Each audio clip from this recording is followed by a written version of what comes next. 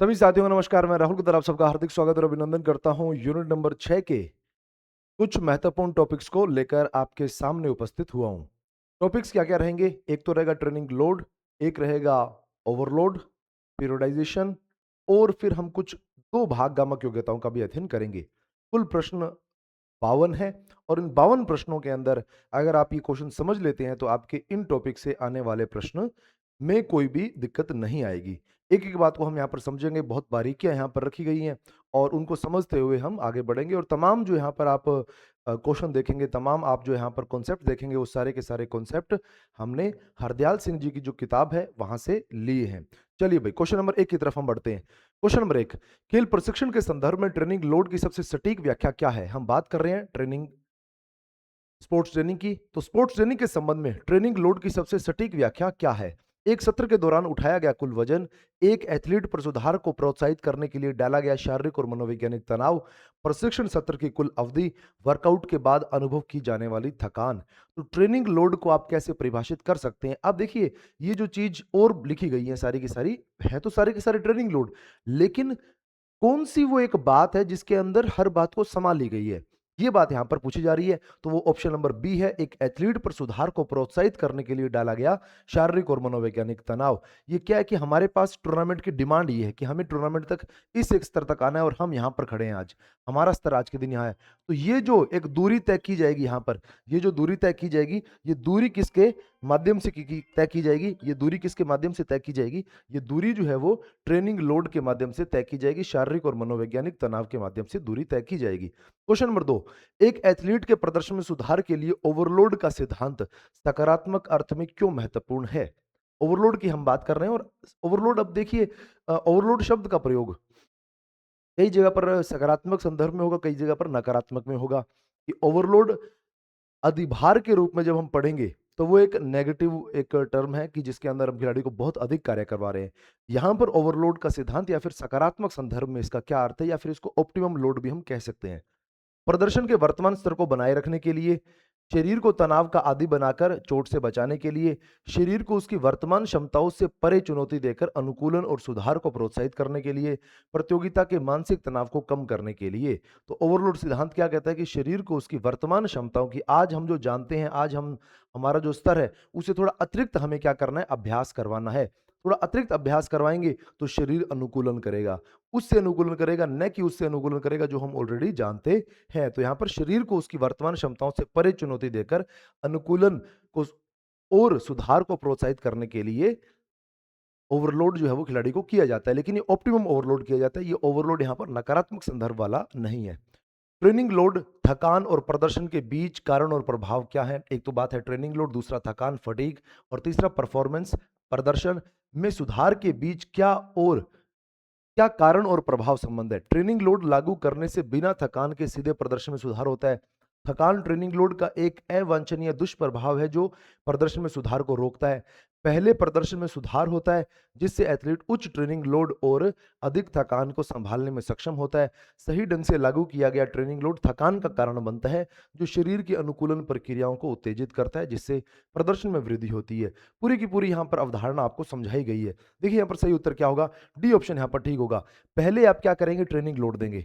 पहले आप किसी खिलाड़ी को अभ्यास करवाएँगे या फिर प्रतियोगिता में जैसी उससे डिमांड की जा रही है कि इस तरह का शारीरिक क्षमता इसके पास होनी चाहिए, इस तरह का कौशल उनके पास होना चाहिए, उन कौशल को तैयार करने के लिए उसको मैदान पर अब हम अभ्यास करवाएँगे। जब अभ्यास करवाएँगे तो थकान होगी और थकान से जब वो उभरेगा, रिकवर करेगा, तो वो अनुकूलन के साथ वापस आएगा या फिर उसको अडैप्ट कर लेगा। उस भार को, जो भार हमने उसको दिया है, वो ट्रेनिंग लोड हमने दिया है, उससे वो अनुकूलन कर लेगा।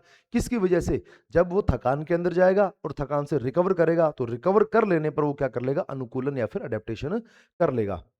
क्वेश्चन नंबर 4, एक एथलीट की वर्तमान स्थिति और वांछनीय प्रदर्शन स्तर के बीच के अंतर को पाटने में ट्रेनिंग लोड की क्या भूमिका है? कि ये सेम बात यहां पर पूछी जा रही है कि एक, हम यहां पर पहुंचना चाहते हैं, वांछित प्रदर्शन हम यहां पर करना चाहते हैं और आज के दिन हम यहां पर हैं, तो इसके बीच में ट्रेनिंग लोड की भूमिका क्या है? इस दोनों के बीच में ट्रेनिंग लोड की भूमिका क्या है? ये अंतर को तुरंत समाप्त कर देता है कि ये ट्रेनिंग लोड हमने दिया और देते ही ये अंतर जो क्या हो गया? समाप्त हो गया। यह एक व्यवस्थित प्रक्रिया है जिसके माध्यम से एथलीट धीरे धीरे अपनी क्षमताओं को बढ़ाकर वांछित स्तर तक पहुंचता है। इसकी कोई भूमिका नहीं है, यह अंतर केवल प्राकृतिक प्रतिभा से पाटा जाता है। यह एथलीट को उसकी सीमाओं के बारे में बताकर अंतर को स्वीकार करने में मदद करता है। तो इसमें क्या किया जाता है कि हम रोज थोड़ा अभ्यास करेंगे, रोज थोड़ा एडेप्टेशन होगा, रोज थोड़ा अभ्यास, रोज थोड़ा एडेप्टेशन। तो इस तरह धीरे धीरे एक एक दिन प्रति सेशन हम इस तरह से धीरे धीरे आगे बढ़ते जाएंगे और फिर अंततः हमें जिस तरह का प्रदर्शन चाहिए उस तरह के प्रदर्शन के पास हम पहुंच जाएंगे। तो ऑप्शन नंबर बी यहाँ पर क्या होगा, बिल्कुल ठीक होगा। यह एक व्यवस्थित प्रक्रिया है जिसके माध्यम से एथलीट धीरे धीरे अपनी क्षमताओं को बढ़ाकर वांछित स्तर तक पहुंचता है। क्वेश्चन नंबर 5, प्रशिक्षण भार को विभिन्न प्रकार के संबंध में निम्नलिखित कथनों पर विचार करें। स्टिमुलेटिंग भार का उद्देश्य प्रदर्शन के स्तर को बनाए रखना है। तीन तरह के हमने भार देखने, एक तो है स्टिमुलेटिंग लोड, एक है रिटेनिंग लोड और एक है डिट्रेनिंग लोड। इन तीनों का क्या क्या प्रभाव पड़ेगा। स्टिमुलेटिंग लोड का उद्देश्य प्रदर्शन स्तर को बनाए रखना है। रिटेनिंग लोड का उद्देश्य प्रदर्शन में सुधार लाने के लिए दिया जाता है। डी ट्रेनिंग भार का उपयोग प्रतियोगिता से ठीक पहले खिलाड़ी को आराम देने और तरोताजा करने के लिए किया जाता है। तो इन दोनों के अंदर स्टिमुलेटिंग का काम तो ये है कि सुधार लाने के लिए करेंगे और रिटेनिंग का अर्थ है कि हम उस भार को या फिर ऐसा भार देंगे जिससे सुधार तो बेशक नहीं हो लेकिन वो लेवल जो है वो मेंटेन किया जा सके या फिर हम उसी एक स्तर के ऊपर बने रह सकें। और डी ट्रेनिंग का मतलब है कि आप भार को कम कर देंगे ताकि खिलाड़ी को चोट नहीं हो जाए, खिलाड़ी जो थक नहीं जाए। तो तीनों के अंदर से केवल सी बात जो है वो ठीक है, केवल सी बात यहाँ पर ठीक है। बाकी ऊपर के दो भाग जो है इनको आपस में अगर एक्सचेंज कर लें तो ये बात भी ठीक हो जाती है। क्वेश्चन नंबर 6, प्रशिक्षण भार को प्रगतिशील रूप से बढ़ाने के सिद्धांत के अनुसार शरीर पर अत्यधिक तनाव को रोकने के लिए प्रति सप्ताह प्रशिक्षण भार में वृद्धि की अनुशासित अधिकतम सीमा क्या है। 5 से अधिक नहीं, 10% से अधिक नहीं, 15% से अधिक नहीं या 20% से अधिक नहीं। कि हम ट्रेनिंग ये कहती है हमें, ट्रेनिंग के सिद्धांत हमें कहते हैं कि जितना व्यक्ति को आता है उससे थोड़ा उसको ज्यादा करवाया जाए या फिर जो उसकी क्षमताएं हैं उससे अधिक उसको अभ्यास करवाया जाए। थोड़ा अधिक, बहुत ज्यादा अधिक नहीं, थोड़ा अधिक करवाएंगे तो ऑप्टिमम लोड बनेगा। अगर कम करवा रहे हैं तो अंडर लोड बनेगा। यानी कि सुधार हम चाहते हैं तो सुधार लाने के लिए हमें उसको उसकी क्षमताओं से बाहर ले जाना पड़ेगा। बहुत ज्यादा क्षमताओं से बाहर नहीं लेके जाएंगे, वो ओवरलोड हो जाएगा।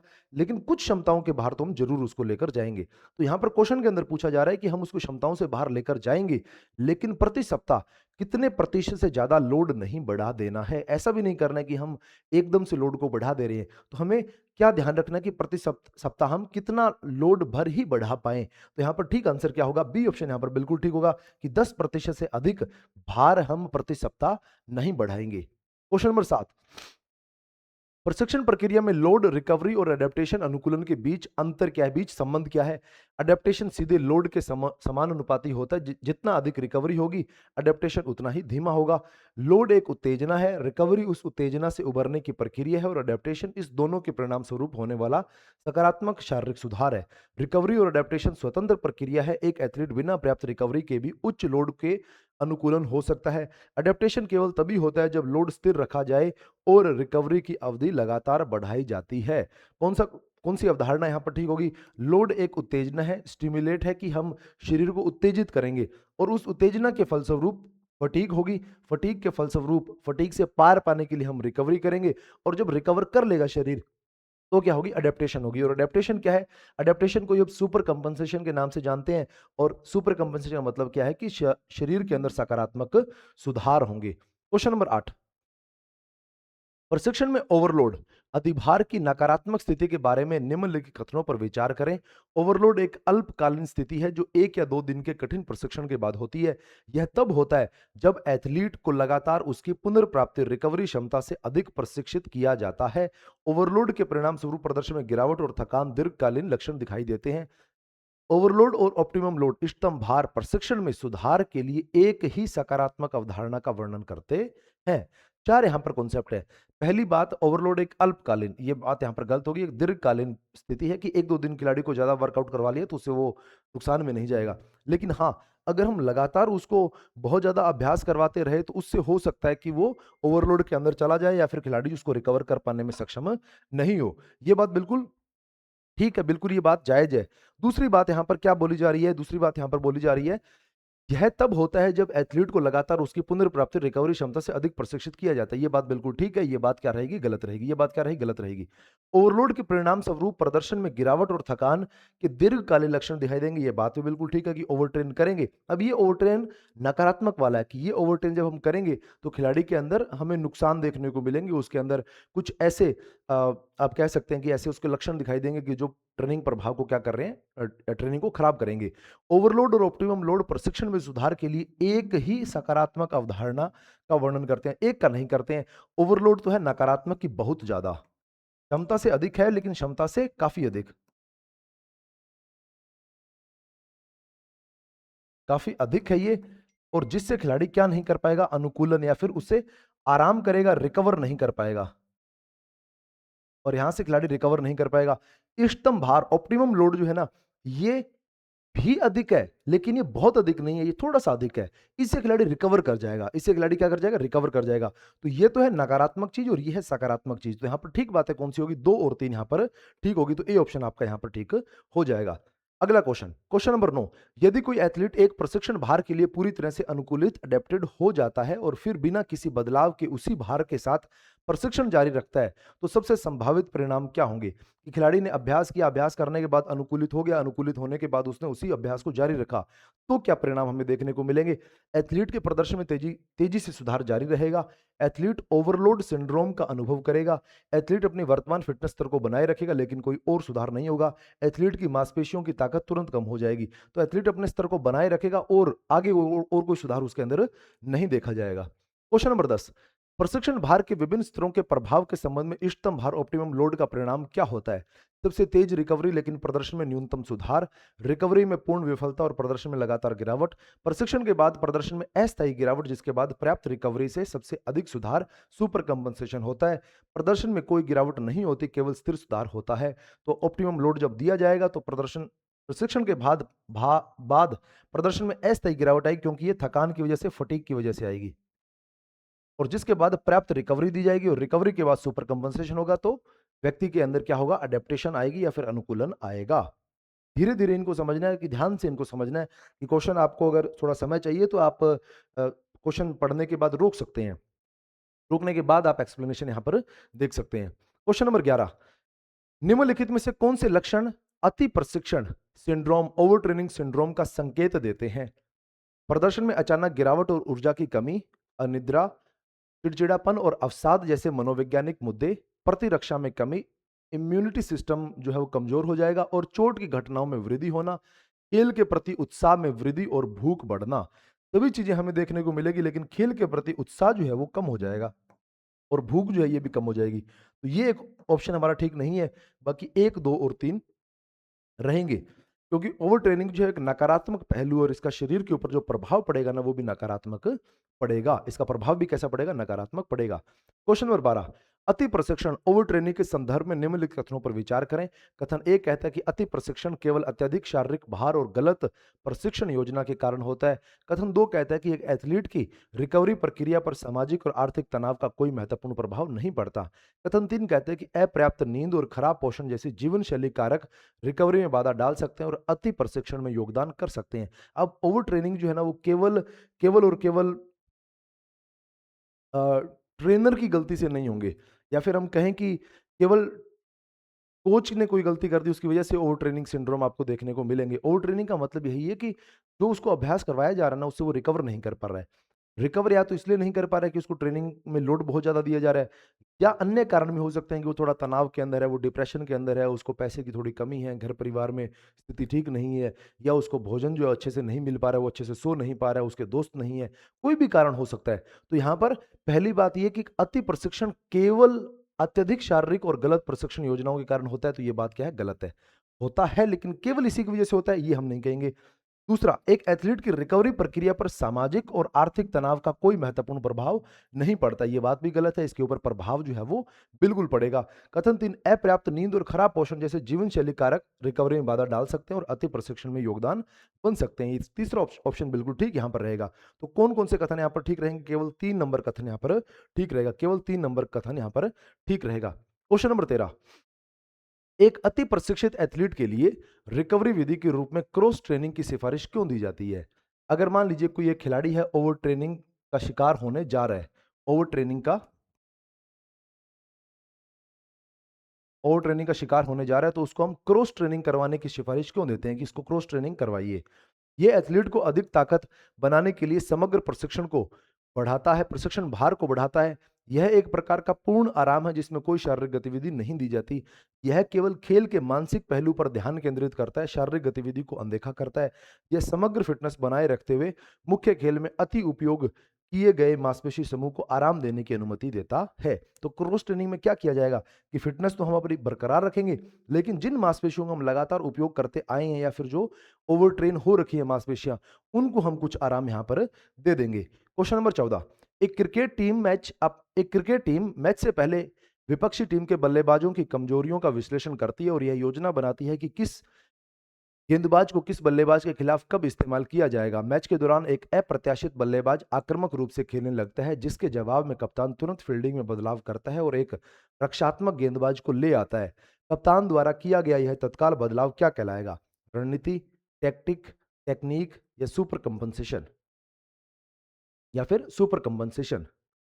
कप्तान ने ये जो बदलाव किया है ये क्या कहलाएगा? कप्तान के द्वारा किया गया ये बदलाव क्या कहलाएगा? रणनीति है, तो इसको हम क्या कहेंगे? इसको हम कहेंगे टैक्टिक्स। इसको हम क्या कहेंगे? टैक्टिक्स कहेंगे कि जो मैच की एक्चुअल की परिस्थितियां बन रही है, उन एक्चुअल की परिस्थितियों के अंदर आप जब बदलाव करेंगे या फिर उनके अंदर आप कोई निर्णय लेंगे तो वो क्या कहलाएगा? टैक्टिक्स कहलाएगा। क्वेश्चन नंबर 15, एक भारोत्तोलक वेट लिफ्टर 100 किलोग्राम वजन के साथ 5 दोहराव 5 रेपिटेशन के 3 सेट करता है और प्रत्येक सेट के बीच 2 मिनट का आराम करता है। इस परिदृश्य में 2 मिनट का आराम प्रशिक्षण के किस चर वेरिएबल को दर्शाता है? हम जानते हैं कि एक तो सीधा क्वेश्चन ये ध्यान रखना पूछा जा सकता है कि प्रशिक्षण भार के विभिन्न वेरिएबल्स या निम्न में से कौन सा वेरिएबल है, कौन सा घटक है, कौन सा कंपोनेंट है। तो component intensity, volume, density, load. Load इसका कंपोनेंट नहीं रहेगा।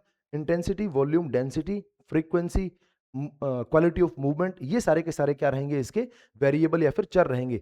और इनमें भी ये 2 मिनट का आराम प्रशिक्षण ये किस चर को दर्शाता है? ये किसको दर्शाएगा? ये डेंसिटी को दर्शाएगा। ये किसको दर्शाएगा? डेंसिटी को। उसने कितना भार उठाया, ये क्या बन जाएगा? वॉल्यूम। ये क्या बन जाएगा? कितना भार उसने पूरे प्रशिक्षण सत्र में उठाया, वो क्या बन जाएगा? उसका ओवरऑल वॉल्यूम बन जाएगा, आयतन बन जाएगा। और वो प्रति एक्सरसाइज के अंदर कितना भार उठा रहा है या फिर किस क्वालिटी के साथ वो उठा रहा है, वो क्या बन जाएगा? इंटेंसिटी बन जाएगा। क्वेश्चन नंबर 16, तकनीक और कौशल, टेक्निक और स्किल के बीच संबंध का सबसे अच्छा वर्णन कौन सा विकल्प करता है? तकनीक और कौशल पर्यायवाची शब्द हैं और इनका एक ही अर्थ है। तकनीक किसी एक कार्य को करने का वैज्ञानिक मॉडल है, जबकि कौशल कई तकनीकों को प्रभावी ढंग से मिलाकर किसी खेल की स्थिति में प्रदर्शन करने की क्षमता है। एक अच्छा कौशल होने के लिए अच्छी तकनीक की आवश्यकता नहीं होती है। कौशल केवल जन्मजात प्रतिभा है, जबकि तकनीक सीखी जा सकती है। कौन सा सही उत्तर है यहाँ पर?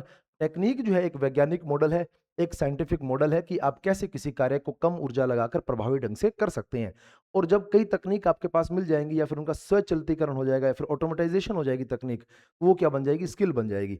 ऑटोमेटाइजेशन of technique is known as skill. ये भी ध्यान रखना है कि कौशल कई तकनीकों को प्रभावी ढंग से मिलाकर किसी खेल की स्थिति में प्रदर्शन करने की क्षमता है। क्वेश्चन नंबर 17, निम्नलिखित कथनों पर विचार करें। रणनीति स्ट्रेटेजी एक पूर्व नियोजित की प्री प्लान्ड व्यापक योजना है, एक बड़ी योजना या ब्लूप्रिंट है जो बताती है कि एक टीम प्रतियोगिता में कैसे खेलेगी। ये तो किसकी यहाँ पर परिभाषा दी गई है? स्ट्रेटेजी की।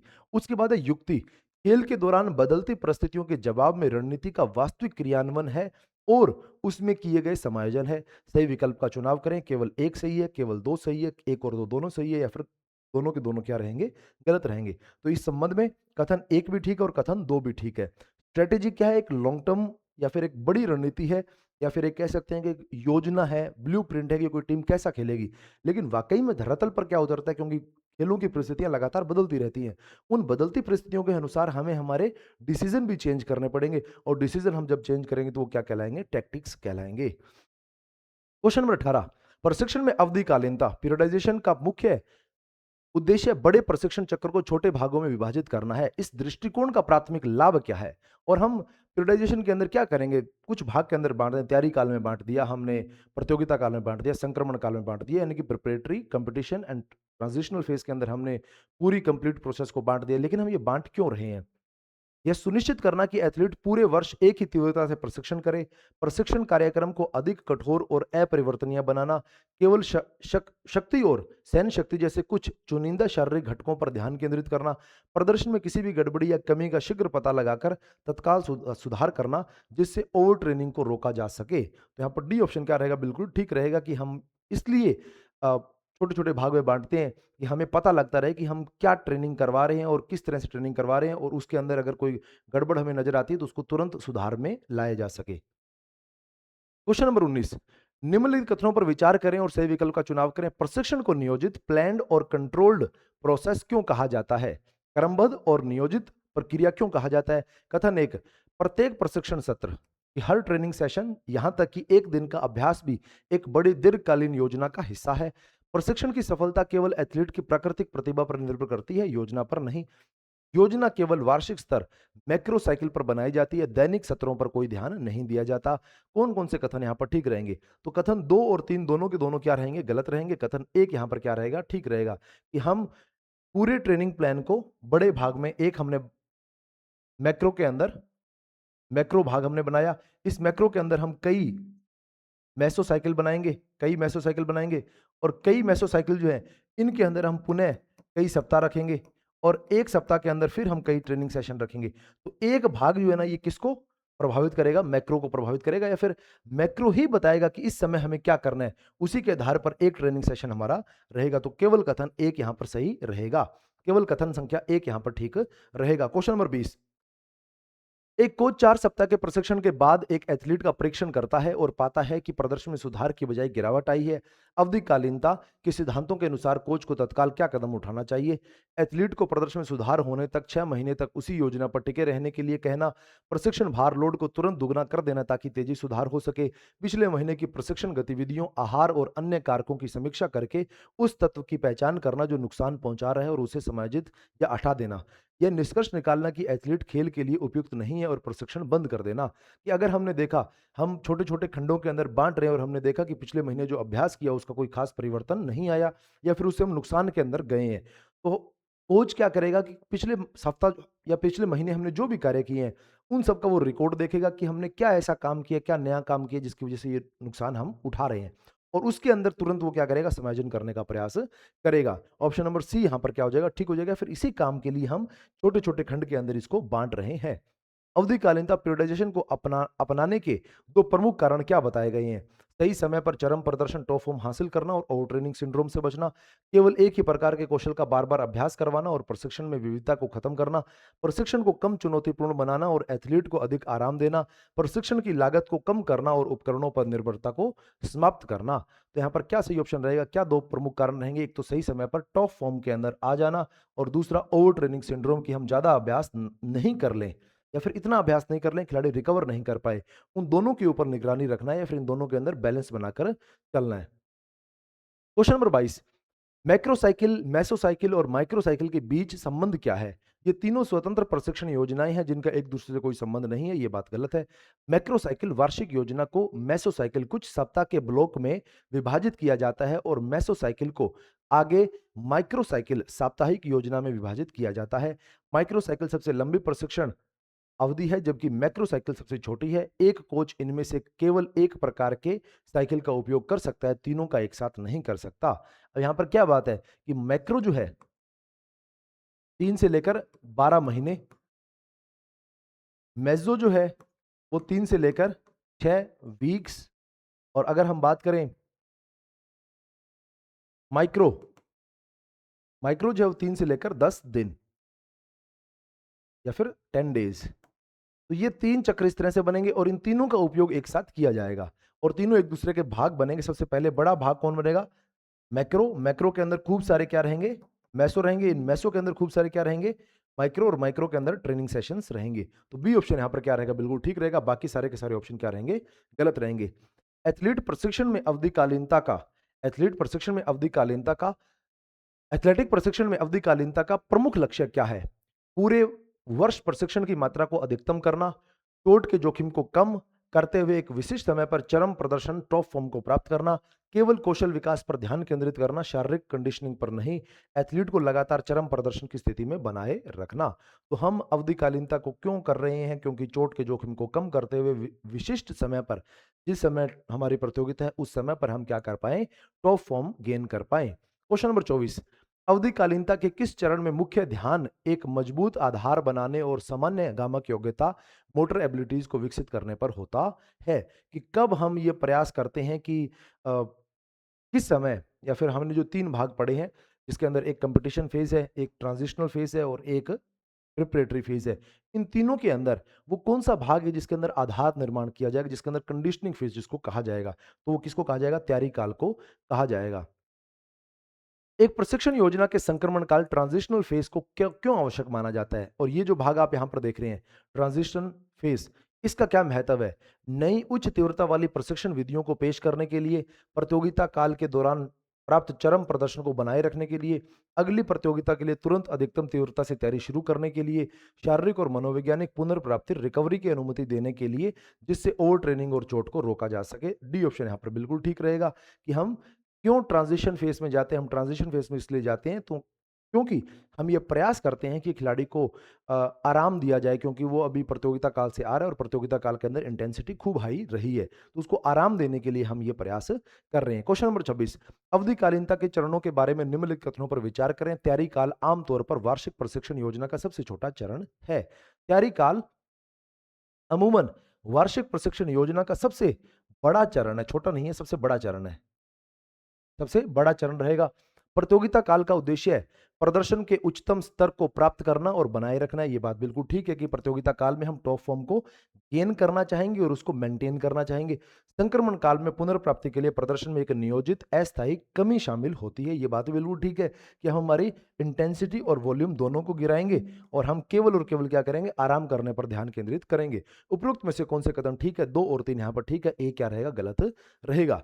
क्वेश्चन नंबर 27, अवधिकालीनता के सिद्धांत के अनुसार यदि कोई एथलीट संक्रमण काल को छोड़ देता है और प्रतियोगिता के बाद उच्च तीव्रता वाला प्रशिक्षण जारी रखता है तो इसका संभावित परिणाम क्या होगा?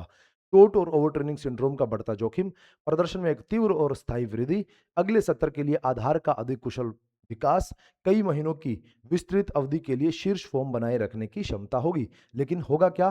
चोट और ओवरट्रेनिंग सिंड्रोम का जोखिम बढ़ जाएगा। चलिए भाई, महत्वपूर्ण जानकारी होली पर तैयारी कर लो महा ऑफर लेकर आया है और आप 13 सितंबर 2026 को थर्ड ग्रेड की भर्ती में बैठने वाले हैं, या फिर आप राजस्थान, पंजाब, हरियाणा, एमपी, यूपी कहीं से भी हैं और आप शारीरिक शिक्षा का कंटेंट ढूंढ रहे हैं, जहां पर आपको रेगुलर क्लासेस मिलें या फिर एक साथ 150-200 क्लासेस मिल जाए रिकॉर्ड की हुई उच्च क्वालिटी की, और जहां से आप मन चाहे टॉपिक पढ़ सकें, तो आप हमारे साथ जुड़ सकते हैं। पेपर नंबर 2 का कोर्स जो है वो मात्र 2000 रुपए के अंदर। और अगर आप राजस्थान में तैयारी कर रहे हैं और आप चाहते हैं कि आप पेपर नंबर 1 पेपर नंबर 2 दोनों के दोनों आप तैयार करें, तो 2500 के अंदर आपको ये कोर्स मिल जाएगा, जिसके अंदर लाइव क्लासेस भी रहेगी, लाइव फ्रॉम क्लासरूम क्लासेस भी रहेगी और रिकॉर्डेड कोर्स भी रहेंगे। दोनों के दोनों कोर्स आपको एक साथ मिल जाएंगे। साथ ही आपको बुक फ्री मिलने वाली है, जो हमारी रंगीन पुस्तक है जिसके अंदर 300 से ज्यादा रंगीन चित्र हैं, वो आपको निःशुल्क मिलने वाली है। टेस्ट सीरीज आपको निःशुल्क मिलने वाली है। तो आप देर नहीं करें, इस ऑफर का फायदा उठाएं। 1 मार्च से 5 मार्च तक ये ऑफर चल रहा है, तो अभी समय जो है वो निकला जा रहा है, तो आपको तुरंत इसका लाभ उठाना है। चलिए आगे बढ़ते हैं। क्वेश्चन नंबर 28, प्रशिक्षण के कुल समय का कितना प्रतिशत भाग सामान्य रूप से तैयारी काल आधार निर्माण के लिए समर्पित होता है? प्रिपरेटरी फेज के लिए हम कितना समय रखते हैं? बर्गर और महीनों के अनुसार हम कितना समय रखेंगे? 65 से 75% का समय हम तैयारी काल के लिए रखेंगे। क्वेश्चन नंबर 29, प्रशिक्षण के तैयारी काल की प्रथम अवस्था में प्रशिक्षण का आयतन, वॉल्यूम अधिक और तीव्रता इंटेंसिटी कम क्यों रखी जाती है? ताकि खिलाड़ी जल्दी से प्रतियोगिता की तैयारी कर हो सके। क्योंकि इस अवस्था में विशिष्ट तकनीकी कौशल पर मुख्य ध्यान केंद्रित किया जाता है। एक मजबूत सहनशीलता एंड्योरेंस का आधार बनाने के लिए, जो बाद में उच्च तीव्रता वाले प्रशिक्षण को सहन करने के लिए आवश्यक है। खिलाड़ी को मानसिक रूप से आराम देने के लिए, क्योंकि वह संक्रमण काल से आ रहा है। क्यों हम यहाँ पर प्रशिक्षण के अंदर आयतन, वॉल्यूम को अधिक रखेंगे? क्यों हम प्रिपरेटरी फेज के अंदर वॉल्यूम को ज्यादा रखेंगे और तीव्रता इंटेंसिटी को कम रखेंगे? क्यों? क्योंकि हम खिलाड़ी को एक एंड्योरेंस का आधार बनाकर देना चाहते हैं, जिसकी वजह से वो आने वाले काल के अंदर अधिक अभ्यास कर पाए। क्वेश्चन नंबर 30, तैयारी काल की 3 अवस्थाओं में व्यायाम और प्रशिक्षण के प्रकारों का सही विकास क्रम क्या रहेगा? तैयारी काल के 3 अवस्था। तैयारी काल को हम फिर 3 भाग के अंदर बाँटते हैं। उसके अंदर जो प्रशिक्षण के प्रकार का सही क्रम क्या रहेगा? क्या हम पहले विशिष्ट व्यायाम कराएँगे, उसके बाद विशिष्ट और युक्ति प्रशिक्षण देंगे, फिर सामान्य व्यायाम और फिर तकनीकी प्रशिक्षण, उच्च तीव्रता पहले, उसके बाद उच्च आयतन प्रशिक्षण, फिर आराम और रिकवरी, तकनीकी प्रशिक्षण, उसके बाद युक्ति प्रशिक्षण, फिर सामान्य व्यायाम, या सबसे पहले सामान्य गामक योग्यता, फिर प्रदर्शन संबंधी घटकों और तकनीक का परिचय करवाएँगे, या फिर विशिष्ट व्यायाम और युक्ति करवाएँगे। तो ये बढ़ते हुए क्रम के अंदर है, तो डी ऑप्शन यहाँ पर ठीक रहेगा। पहला जो चरण होगा उसके अंदर हम गामक योग्यताओं का विकास करवाएँगे। हम उसके अंदर स्पोर्ट स्पेसिफिक जो घटक है उनका विकास ना कर जनरल जो मोटर एबिलिटीज है उनका विकास यहाँ पर करेंगे, और बाद में हम प्रदर्शन संबंधी घटकों का विकास करेंगे और तकनीक का परिचय यहाँ पर करवाएंगे, और अंत में हम क्या देंगे? युक्ति प्रशिक्षण देंगे। अंत में हम क्या करेंगे? युक्ति प्रशिक्षण देंगे। क्वेश्चन नंबर 31, प्रशिक्षण कार्यक्रम में युक्ति टैक्टिक्स प्रशिक्षण को तकनीकी प्रशिक्षण के बाद क्यों रखा जाता है? कि पहले हम अभ्यास किसका करवाते हैं? पहले हम तकनीक सिखाते हैं, उसके बाद हम युक्तियों को सिखाते हैं। ऐसा क्यों है? क्योंकि युक्तियां सीखना तकनीक सीखने से अधिक जटिल और मानसिक रूप से थकाऊ होता है। एक मजबूत तकनीकी कौशल आधार के बिना खिलाड़ी मैदान पर युक्तियों को प्रभावी ढंग से लागू नहीं कर सकता। युक्ति प्रशिक्षण के लिए उच्च स्तर की शारीरिक सहनशीलता की आवश्यकता होती है, जो केवल अंतिम चरण में विकसित होती है, क्योंकि युक्ति प्रशिक्षण केवल प्रतियोगिता काल के दौरान ही प्रासंगिक होती है, तैयारी काल में नहीं। क्या कारण यहाँ पर रहेगा? क्योंकि युक्तियां क्या है? टैक्टिकल एक्शन है। युक्तियाँ केवल दिमाग के अंदर नहीं है, युक्तियों का मतलब क्या है कि आप करेंगे कोई काम, और करने के लिए आपको क्या चाहिए? तकनीक चाहिए। कि जैसे मान लीजिए कोई बल्लेबाज, आपको आपके कप्तान ने बोला कि बल्लेबाज अगली गेंद पे आगे निकलेगा तो आपने इसको इस तरह की बॉल फेंकनी है। तो अगर मान लीजिए कि आपको पता है कि क्या प्लान है अभी, क्या टैक्टिक्स रहने वाली है, लेकिन आपको ये नहीं पता है, आपको पता है कि ऐसी बॉल मुझे फेंकनी है, लेकिन अगर आपके पास वो बॉल फेंकने की काबिलियत नहीं है, तो उस युक्ति का पता होना, उसका विचार का होना कोई महत्व नहीं रखेगा। तो पहले तकनीक सिखाई जाएगी, उसके बाद युक्तियाँ सिखाई जाएंगी। क्वेश्चन नंबर 32, तैयारी काल की प्रथम अवस्था और तृतीय अवस्था के बीच मुख्य अंतर क्या है? प्रथम अवस्था में आयतन कम और तीव्रता अधिक होती है, जबकि तृतीय अवस्था में आयतन अधिक और तीव्रता कम होती है। प्रथम अवस्था आधार निर्माण के लिए सामान्य व्यायाम पर केंद्रित है, जबकि तृतीय अवस्था प्रदर्शन को निखारने के लिए विशिष्ट और प्रतियोगिता उन्मुख व्यायाम पर केंद्रित है। प्रथम अवस्था में तकनीकी प्रशिक्षण पर जोर दिया जाता है, जबकि तृतीय अवस्था में केवल शारीरिक कंडीशनिंग पर ध्यान दिया जाता है।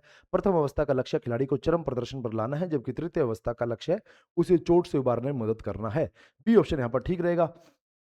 पहली अवस्था जो है ना सामान्य व्यायाम पर केंद्रित रहेगी और आधार का निर्माण किया जाएगा, जबकि तृतीय अवस्था के बाद ही तैयारी काल आने वाला है, तो उसमें हम विशिष्ट और प्रतियोगिता उन्मुख व्यायाम पर ध्यान केंद्रित करेंगे। क्वेश्चन नंबर 33, संपूर्ण तैयारी काल प्रिपरेटरी फेज के संबंध में निम्नलिखित कथनों पर विचार करें।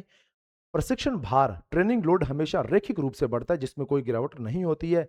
आयतन वॉल्यूम और तीव्रता इंटेंसिटी के संबंध इन्वर्सली प्रोपोर्शनल होता है, जब एक बढ़ता है तो दूसरा घटता है। तकनीकी प्रशिक्षण से पहले हमेशा एक सामान्य शारीरिक आधार का निर्माण किया जाता है। युक्ति टैक्टिकल प्रशिक्षण तैयारी काल की पहली अवस्था से ही शुरू हो जाता है। कौन कौन सी बात यहाँ पर ठीक रहेगी? कौन कौन सी बात यहाँ पर ठीक रहेगी?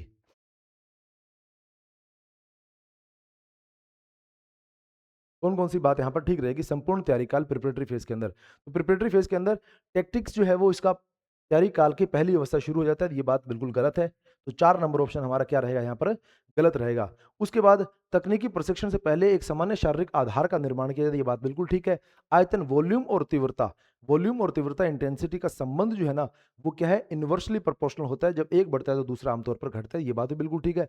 प्रशिक्षण भार हमेशा हमेशा रैखिक रूप से बढ़ता है, जिसमें कोई गिरावट नहीं होती, ये बात गलत है कि हमेशा रैखिक रूप से नहीं बढ़ेगा। कभी-कभी हमें ट्रेनिंग लोड को गिराना भी पड़ता है। कभी-कभी हमें ट्रेनिंग लोड को गिराना भी पड़ता है।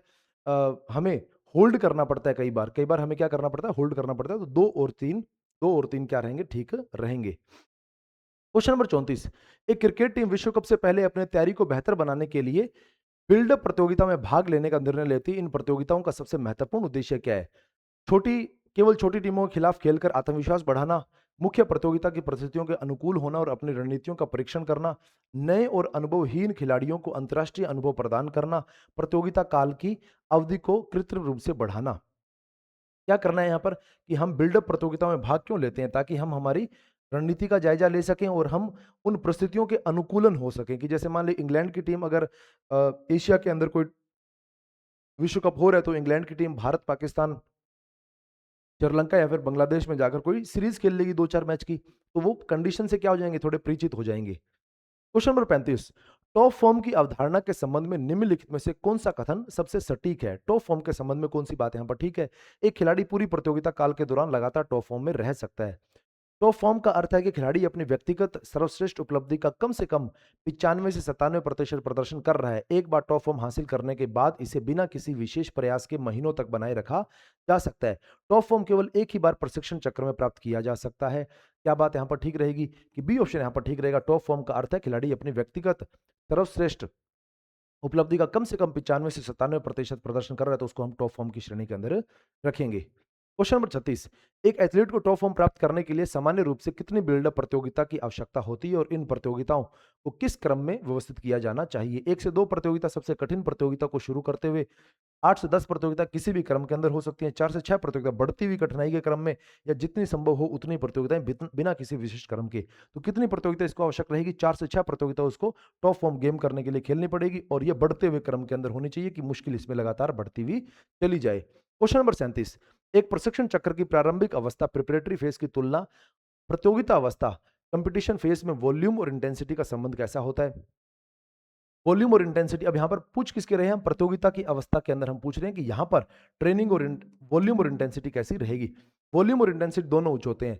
वॉल्यूम कम होता है, इंटेंसिटी उच्च होती है। वॉल्यूम उच्च होता है, इंटेंसिटी कम होती है। वॉल्यूम और इंटेंसिटी दोनों कम होते हैं। तो प्रतियोगिता काल की बात करें तो वॉल्यूम उसके अंदर हम क्या रखेंगे? कम रखेंगे, और इंटेंसिटी इसमें क्या रखेंगे?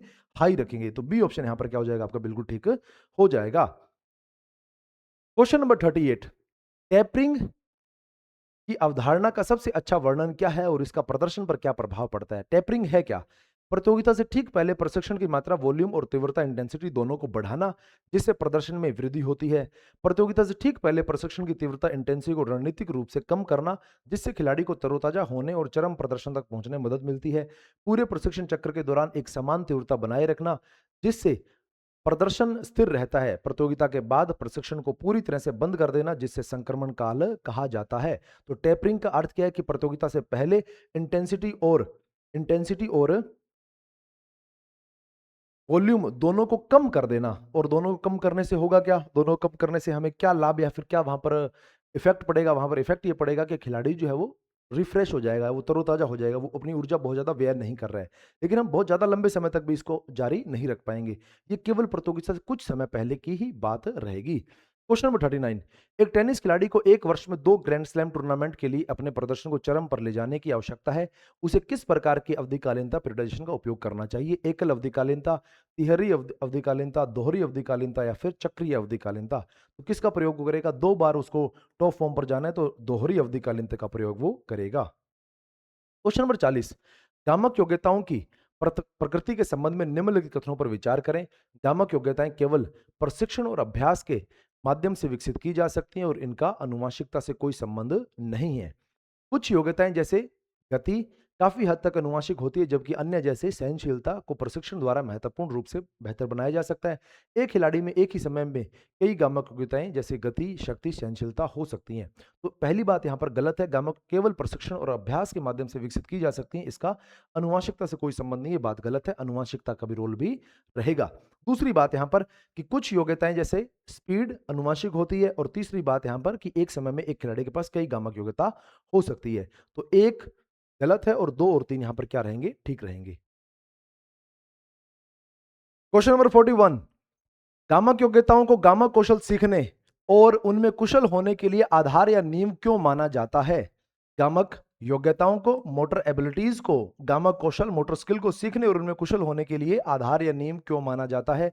क्योंकि गामक योग्यताएं केवल संज्ञानात्मक क्षमताओं का एक हिस्सा है। क्योंकि कौशल सीखने के लिए शारीरिक क्रियाएं करनी पड़ती हैं, और इन क्रियाओं को करने की क्षमता ही गामक योग्यता है। क्योंकि गामक योग्यताएं केवल पेशेवर एथलीट के लिए महत्वपूर्ण है। क्योंकि गामक कौशल बिना किसी शारीरिक क्षमता के केवल मानसिक अभ्यास के सीखे जा सकते हैं। क्योंकि गामक कौशल यानी कि मोटर मूवमेंट्स को सीखने के लिए, मोटर स्किल को सीखने के लिए आपको शारीरिक क्रियाएं करनी पड़ेंगी, और इन शारीरिक क्रियाओं को करने की जो क्षमता आएगी ना, वो गामक योग्यता से आएगी। क्वेश्चन नंबर 42, निम्नलिखित में से कौन सा विकल्प गामक योग्यता मोटर एबिलिटी का सबसे सटीक वर्णन करता है?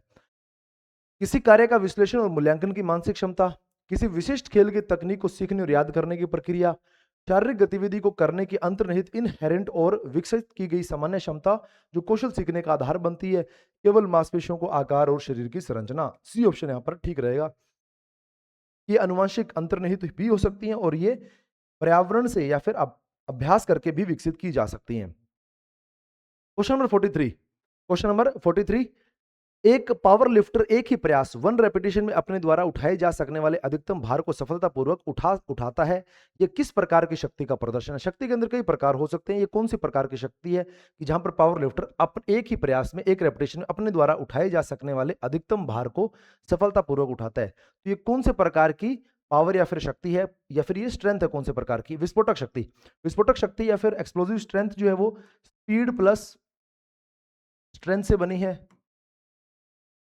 इन दोनों का मिश्रित रूप है कि जहां पर आपको अधिकतम भार उठाना पड़ता है कम से कम समय के अंदर, सब मैक्सिमम इंटेंसिटी के साथ। फिर है शक्ति सहनशीलता, जहां पर आप थकान की अवस्था में उच्च प्रतिरोध को हटाते हैं। जैसे आप थके हुए हैं और जूडो के खिलाड़ी को उठाकर पटक रहे हैं, तो वो स्ट्रेंथ एंड्योरेंस के भाग बन जाएगा। अधिकतम मैक्सिमम स्ट्रेंथ यहाँ का आंसर रहेगा कि एक कॉन्ट्रैक्शन के अंदर आप अधिकतम भार उठाने का प्रयास करते हैं। स्टैटिक स्ट्रेंथ, जहां पर आप रोकने का काम करते हैं, जहां पर आप होल्ड करने का काम करते हैं, जहां पर कार्य होता हुआ दिखाई नहीं दे रहा है। Question number 44।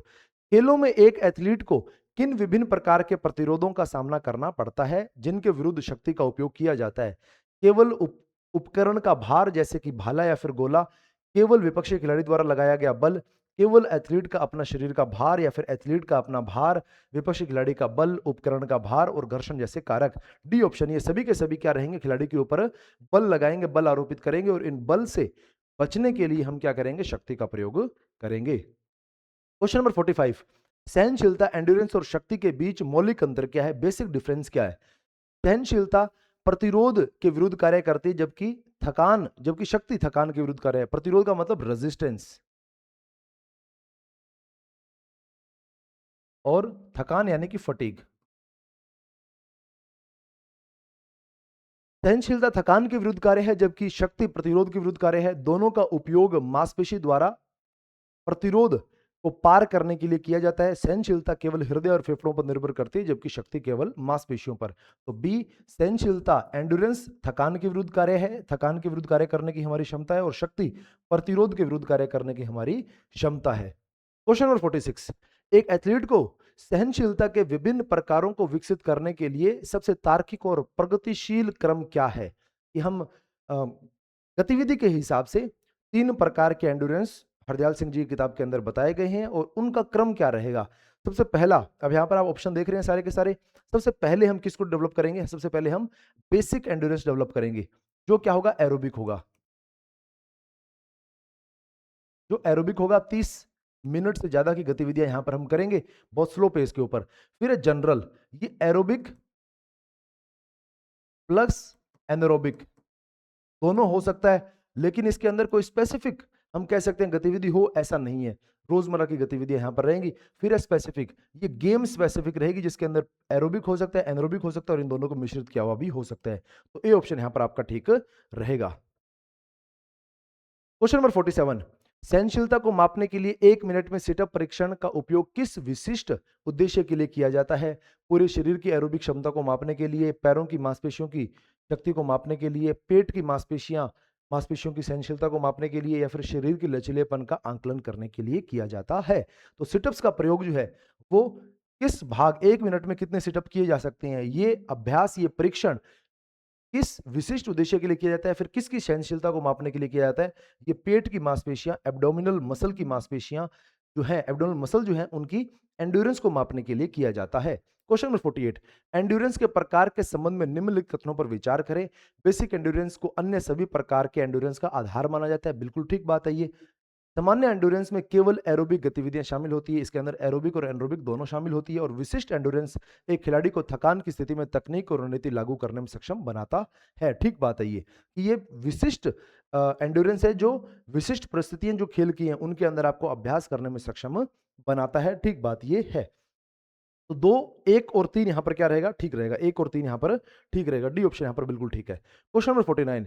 विभिन्न दौड़ों में ऊर्जा प्रणालियों का योगदान के आधार पर किस दूरी पर एरोबिक और एनरोबिक ऊर्जा का योगदान लगभग बराबर हो जाता है? तथ्यात्मक प्रश्न है। 400, 800, 1500 और 5000। ठीक कौन सा रहेगा? 1500 मीटर यहां पर ठीक रहेगा, जहां पर 50% जो है वो एरोबिक भाग से आएगा और 50% एनरोबिक भाग से आएगा। दोनों भाग जो है वो ऊर्जा के रूप में इतना-इतना 50-50% यहाँ पर अपना कंट्रीब्यूट कर रहे होंगे। क्वेश्चन नंबर 50, शरीर किस प्रकार की गतिविधि और अवधि के दौरान ऊर्जा के लिए मुख्य रूप से फैट मेटाबॉलिज्म वसा का ऑक्सीडेशन का उपयोग करना शुरू कर देता है? 200 मीटर की स्प्रिंट जैसी छोटी तीव्र गतिविधियों के लिए, 1500 मीटर दौड़ जैसी मध्य अवधि गतिविधियों के लिए, 30 मिनट से अधिक समय तक चलने वाली लंबी धीमी गति की एरोबिक गतिविधि के दौरान, किसी भी प्रकार के व्यायाम से पहले 10 मिनट के भीतर। तो फैट मेटाबॉलिज्म की फैट से जो हमारे पास स्टोर किया हुआ फैट है, उससे हम ऊर्जा लेना कब शुरू करते हैं? 30 मिनट से अधिक की गतिविधियां हैं और वो एरोबिक प्रकार की गतिविधियां धीमी पेस के ऊपर उनको किया जा रहा है, उनके अंदर फैट का मेटाबॉलिज्म होना शुरू होगा। क्वेश्चन नंबर 51, एरोबिक क्षमता को बढ़ाने के लिए निम्नलिखित में से कौन से शारीरिक अनुकूलन आवश्यक हैं? ऑक्सीजन ग्रहण और परिवहन क्षमता में वृद्धि करना, मांसपेशियों में माइटोकॉन्ड्रिया की संख्या में वृद्धि, ऊर्जा के लिए वसा का चयापचय का बेहतर होना, फॉस्फोजन एटीपीसी के भंडार में वृद्धि होना। तो एरोबिक क्षमता को हम बढ़ाना चाहते हैं तो कौन से कारक यहाँ पर हमें सहयोग करेंगे? ऑक्सीजन का ग्रहण और परिवहन की क्षमता, मांसपेशी में माइटोकॉन्ड्रिया की संख्या में वृद्धि, ऊर्जा के लिए वसा का चयापचय को बेहतर क्षमता। ये तीनों सहयोग करेंगे, ये एनारोबिक में हमें सहयोग करेगा। ये किसके अंदर सहयोग करे? एनारोबिक में।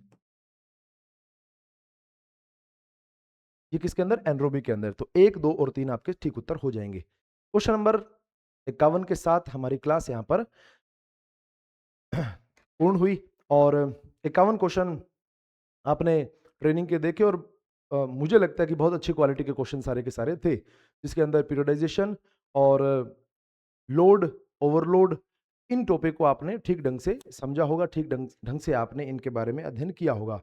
तो क्लास आपको कैसी लगी आप कमेंट सेक्शन के अंदर लिख सकते हैं। लगातार आप बने रहें और महत्वपूर्ण जानकारी ये है कि होली के अवसर के ऊपर तैयारी कर लो ऐप के ऊपर डिस्काउंट चल रहा है, महाबचत ऑफर चल रहा है और इस ऑफर से आप लाभान्वित हो सकते हैं। हमारे साथ आप जुड़ सकते हैं और जुड़कर आने वाले फिजिकल एजुकेशन एग्जाम की बेहतरीन तैयारी आप कर सकते हैं।